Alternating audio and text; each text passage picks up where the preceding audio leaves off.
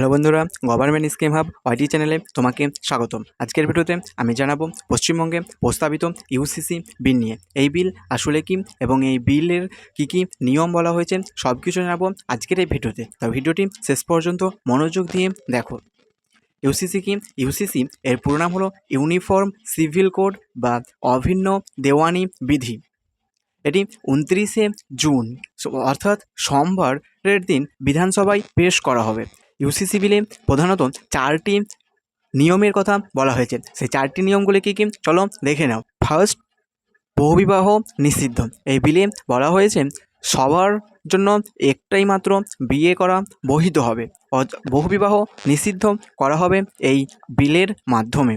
দ্বিতীয়ত হচ্ছে সবার বিয়ের বয়স সমান হবে, অর্থাৎ যে কোনো ধর্মের ছেলে বা মেয়ে হোক না কেন তাদের সবার বিয়ের বয়স একটা নির্দিষ্ট ফিক্স করে দেওয়া হবে। থার্ড হচ্ছে লিভ ইন সম্পর্কে নিবন্ধন। যে সমস্ত প্রাপ্তবয়স্ক ছেলেমেয়েরা লিভ ইন সম্পর্কে থাকতে চায় তারা প্রশাসন বা ডিএমের অনুমতি নিতে পারেন। ফোর্থ অ্যান্ড লাস্ট হচ্ছে সবার ক্ষেত্রে ছেলে হোক মেয়ে হোক বাবার সম্পত্তি সমানাধিকারের কথা বলা হয়েছে।